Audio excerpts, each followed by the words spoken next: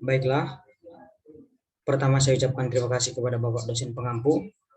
Saya John Andika Panjaitan dari kelas program studi pendidikan fisika 2021D akan memaparkan hasil rekayasa ide saya,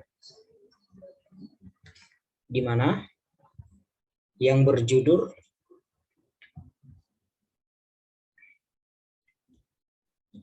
pengembangan pembelajaran pada kurikulum pendidikan anak usia dini. Baik, yang pertama, di sini ada originalitas ide dan konteks sosialnya.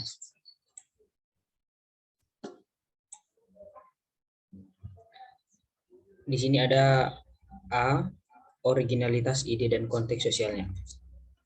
Jadi kurikulum PAUD memuat tujuan, hasil belajar, proses, konten yang sesuai dengan tingkat perkembangan anak untuk membangun pengetahuan, keterampilan, ke jenjang pendidikan yang lebih lanjut. Kondisi pendidikan anak usia dini masih jauh dari target ideal. Banyak permasalahan-permasalahan yang terjadi, yaitu seperti anak yang lulus dari TK dan masuk ke SD. Harus sudah bisa membaca, menulis, dan menghitung. Namun pada dasarnya, anak usia dini masih dominan belum mampu untuk membaca, menulis, dan menghitung.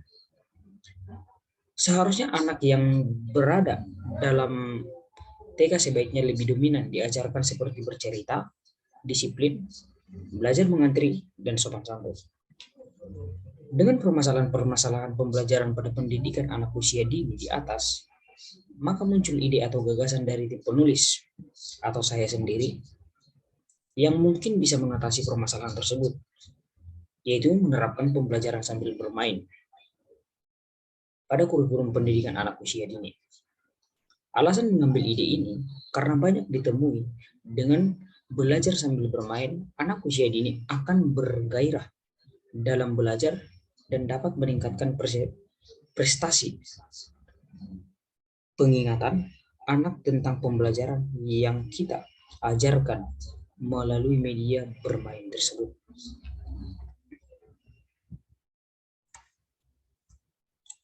Berikutnya di sini ada perangkat yang dibutuhkan untuk melakukan inovasi, yaitu A, taman bermain. Menurut kami atau saya pribadi, taman bermain berpengaruh untuk tempat pembelajaran karena dengan ditambah atau dengan di taman bermain, guru dapat mengajarkan pelajaran kepada anak usia dini dan mengenalkan benda-benda dan hal-hal yang ada di taman bermain tersebut. B, mainan. Mainan yang kami maksud ini merupakan mainan yang dapat digunakan dalam menguji imajinasi anak usia dini dan dapat melatih berhitung. Dengan menggunakan media mainan ini, maka pembelajaran saat menghitung tidak akan monoton dan membosankan oleh peserta didik. Nah, kita tahu bahwasanya kita juga pernah berada di tingkat TK. Dalam proses menghitung, kemarin ada kalanya guru kita menyuruh kita mengambil lidi, di mana supaya semangat kita tumbuh, supaya tidak monoton langsung mengerjakannya dengan pensil atau pulpen. Guru menggunakan cara kita menggunakan lidi atau batu kecil. Nah, di mana kita menambahkan beberapa potongan lidi atau beberapa batu dengan batu yang lainnya untuk mendapatkan sebuah hasil. Nah, dengan cara seperti itu bisa seperti yang dikatakan tadi, maka pembelajaran saat menghitung tidak akan monoton dan membosankan oleh peserta didik. Yang selanjutnya, bahan ajar. Para guru harus menyiapkan bahan ajar atau materi yang akan dia ajarkan dengan menggunakan media belajar sambil bermain. Guru harus lebih kreatif mengajarkan materi tersebut kepada anak usia dini agar suasana pembelajaran menyenangkan. Nah, di sini yang dimaksud bahan ajar terkadang supaya anak-anak itu lebih semangat belajar. Di selang pembelajaran berlangsung, guru juga harus pandai gimana supaya anak-anak tidak jenuh. Seperti kemarin atau seperti dulu ketika saya masih TK, terkadang di tengah pembelajaran yang sudah lumayan membosankan, guru itu mengerti, berarti anak-anak ini udah bosan gitu.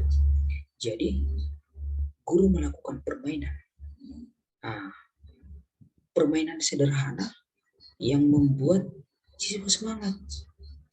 Jadi memang dari jiwa seorang guru, kita juga harus peka terhadap murid-murid yang kita ajarkan, supaya kelas yang kita ajar atau anak-anak yang kita didik itu tidak jenuh dalam proses belajar mengajar.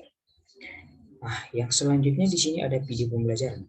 Dengan video pembelajaran berupa animasi dengan menggunakan infocus di dalam kelas, maka anak usia dini akan dapat meningkatkan pembelajaran yang disampaikan oleh guru. Nah, berhubung ketika zaman saya masih TK atau mungkin gara-gara daerah saya belum memadai, itu belum ada yang namanya video pembelajaran. Nah, kami masih belajar seperti penjelasan yang tadi, di mana menggunakan alat apa adanya, permainan sederhana yang menghilangkan jenuh.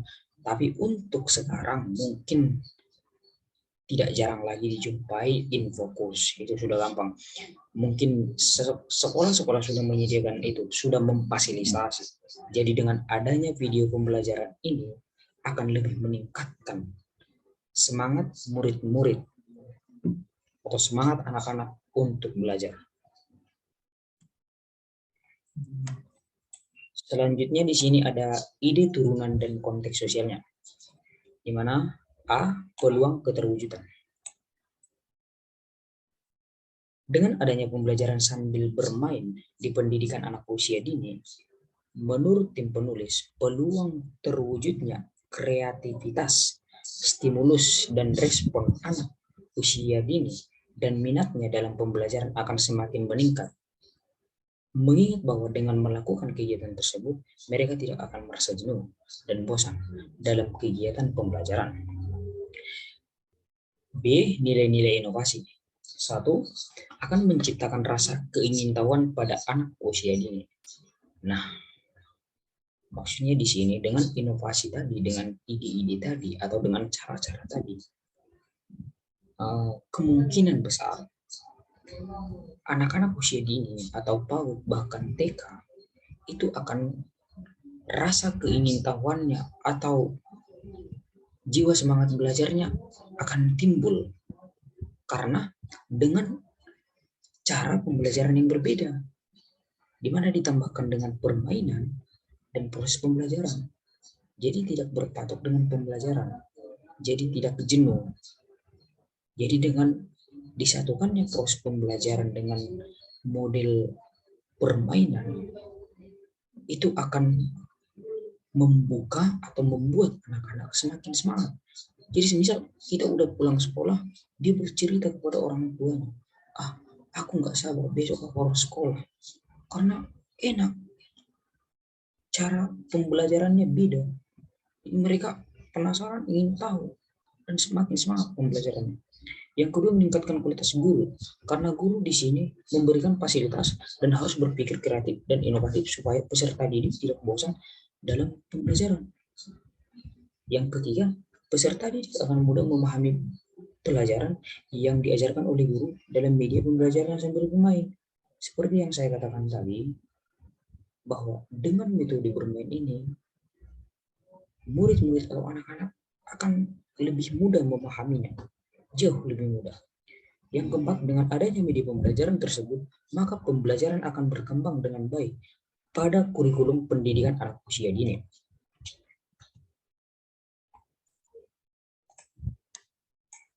Selanjutnya C, perkiraan dampak. Perkiraan dampak positif yang akan dihasilkan yaitu sebagai berikut. 1. Terjalinnya hubungan yang lebih erat antara guru dengan murid. Nah, di sini ini bagus dampak positifnya, karena tidak akan terjadi rasa benci kepada guru oleh murid-murid atau anak-anak itu. Karena dengan metode yang diterapkan guru, 90% atau bahkan 100% murid-muridnya akan cinta kepada gurunya. Karena rasa jenuh yang mereka alami sebelum metode ini diterapkan hilang. Jadi hubungan yang lebih erat antara guru dengan murid. Yang kedua, proses pembelajaran akan lebih menyenangkan. Tentu. Yang ketiga, timbulnya sikap keterkaitan atau rasa ingin tahu peserta didik terhadap materi yang diperagakan atau disimpulkan oleh guru.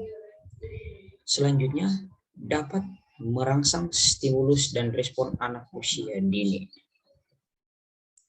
Perkiraan dampak negatif yang akan dihasilkan yaitu anak usia dini akan merasa bosan jika guru memakai media pembelajaran yang sama setiap pertemuan.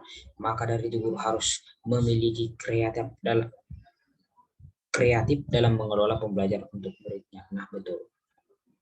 Jadi, di sini guru juga harus pandai-pandai dalam memikirkan inovasi atau cara proses pembelajaran ke depannya supaya berbeda dan menyenangkan. Baik, kesimpulannya, sebagai tercantum dalam Undang-Undang Nomor 20 Tahun 2003 tentang Sikdiknas, pendidikan anak usia dini adalah suatu upaya pembinaan yang ditunjukkan kepada anak usia sejak lahir sampai dengan usia 6 tahun yang dilakukan melalui pemberian rangsangan pendidikan untuk membantu pertumbuhan dan perkembangan jasmani dan rohani agar anak memiliki kesiapan dalam memasuki pendidikan lebih lanjut. Yang kedua, kurikulum pendidikan anak usia dini meliputi standar kompetensi anak usia dini, pengembangan kurikulum dan penilaian. Baik, sekian yang dapat saya paparkan. Kurang dan janggalnya saya mohon maaf. Saya tahu bahwa dalam perkataan masih jauh dari kata sempurna. Saya ucapkan terima kasih.